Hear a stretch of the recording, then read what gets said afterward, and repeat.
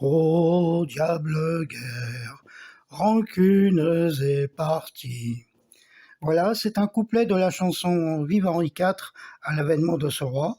C'est dire à quel point les Français en avaient assez des conflits religieux. Et le roi Henri IV a apporté la paix, et aussi il fait repartir la politique française. Même, il repart au Canada. De toute manière, les Français ne l'avaient jamais réellement quitté. Les pêcheurs bretons et normands pêchaient la morue sur les bancs de Terre-Neuve et même la faisaient sécher sur le territoire des Micmacs, avec lesquels ils s'entendaient bien.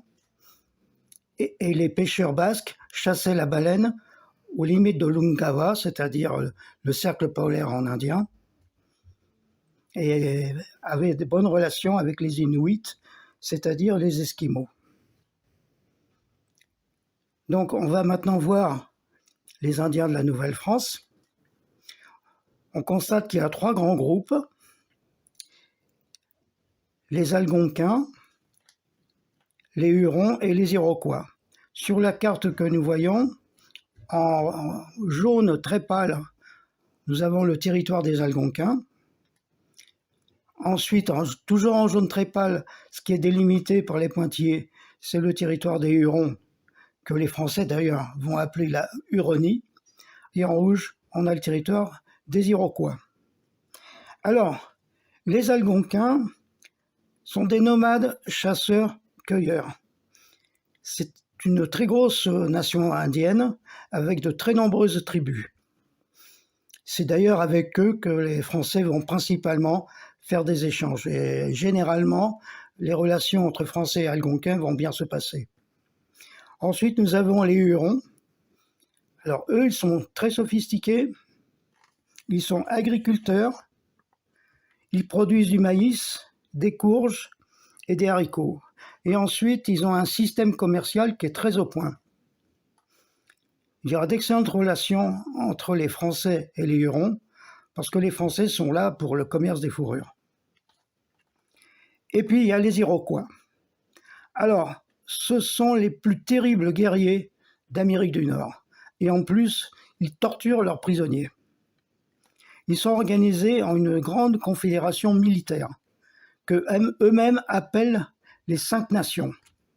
Nous avons les nations suivantes: les Mohawks, les Sénéca, les Oneida, les Cayugas et les Onondaga. Plus tard, une 6e nation viendra se joindre à leur confédération, ce sont les Tuscaroras. Ils habitent dans des villages avec de grandes maisons où logent les clans. D'ailleurs, les Français vont les appeler le peuple à la longue maison, et chaque village est protégé par de très fortes palissades en bois, ce qui les rend difficiles à attaquer. Donc, Henri IV envisage de revenir au Canada. En 1600, il envoie Pierre de Chauvin établir un comptoir commercial à Tadoussac, à la confluence du Saint-Laurent et de la rivière Saguenay. Son but est d'établir un comptoir pour faire la traite des fourrures. Plus tard, en 1603, un géographe, Samuel de Champlain, fait partie de l'expédition de François Gravé et arrive à Tadoussac.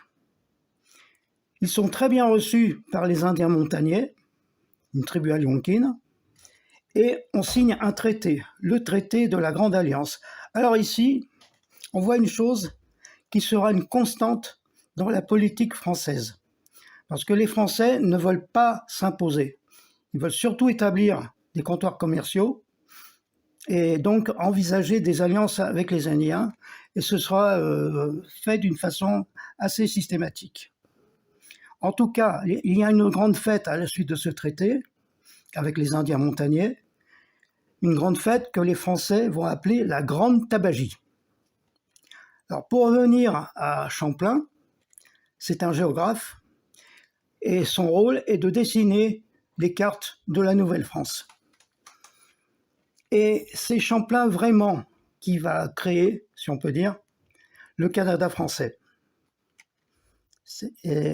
Pour donner une idée, il a traversé 23 fois l'Atlantique.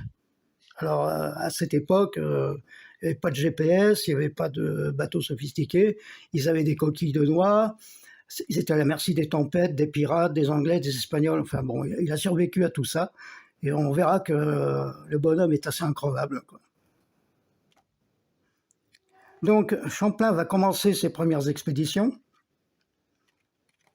Alors il faut voir que à ce moment-là, tout se fait quasiment à pied, ou en canoë pour descendre les rivières.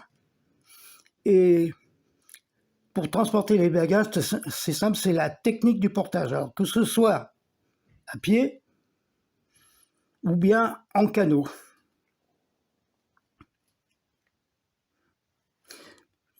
Et Champlain va être le premier Français qui va s'installer à Québec. Il va commencer à construire quelques maisons. Il a avec lui 28 compagnons. Et au premier hiver, c'est simple, il y aura une vingtaine qui vont mourir de froid. Et quand le printemps arrive, Champlain est là avec 8 survivants. C'est vous dire les conditions de l'époque. Champlain continue ses explorations, tout en de temps en temps rentrant en France pour faire son rapport et donner ses cartes. À une de ses explorations, il prend contact avec les Hurons et il signe un nouveau traité d'alliance.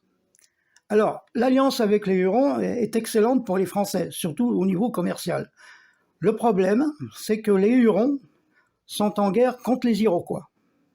Et évidemment, comme les Français sont alliés des Hurons, ils deviennent automatiquement les ennemis des Iroquois. D'ailleurs, les Hurons demandent aux Français de les aider à combattre les Iroquois.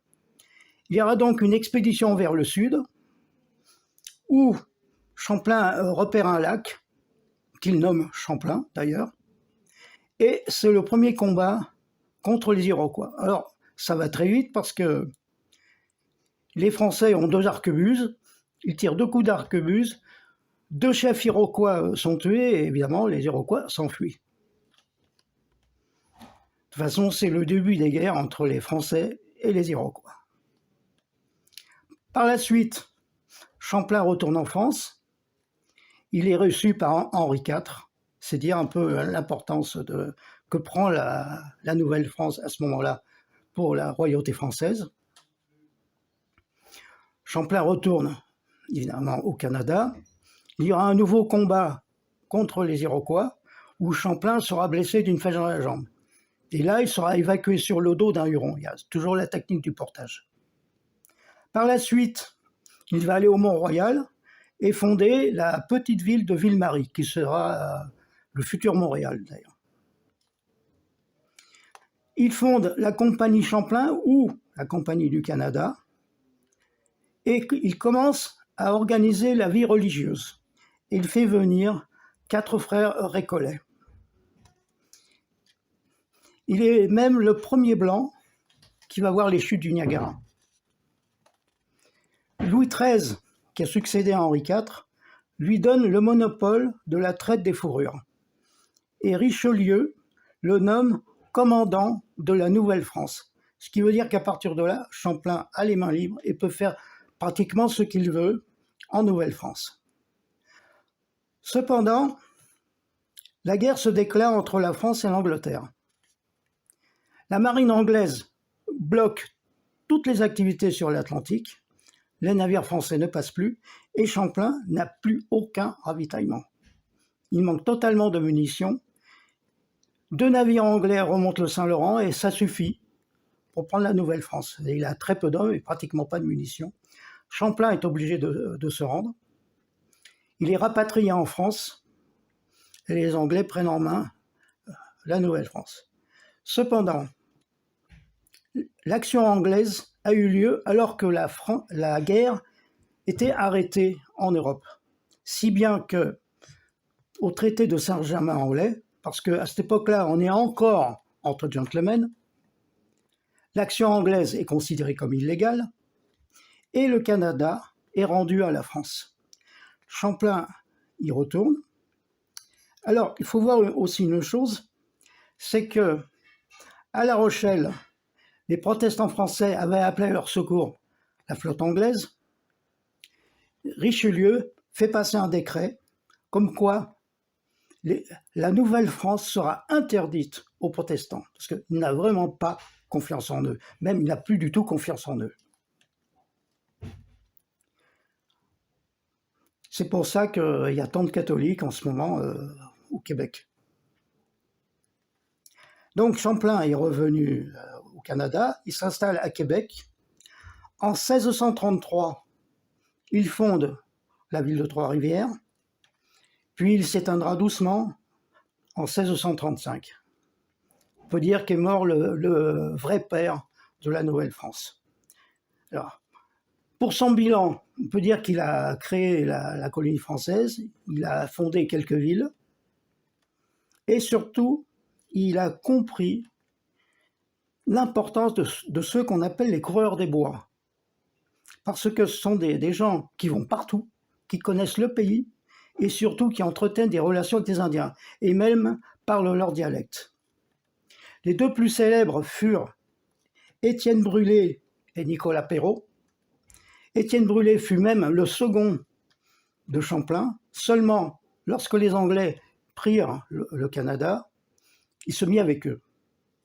Quand Champlain retourna en Nouvelle-France, il renvoya Étienne Brûlé. Le deuxième est Nicolas Perrot, qui fut surnommé par les Indiens Achira, ce qui veut dire 2 fois homme, c'est-à-dire le prestige qu'il avait auprès d'eux.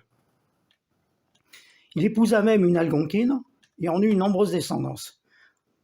Et aujourd'hui, aux États-Unis, il y a le Nicolas Perrot National Park, c'est le parc national Nicolas Perrot. Voilà.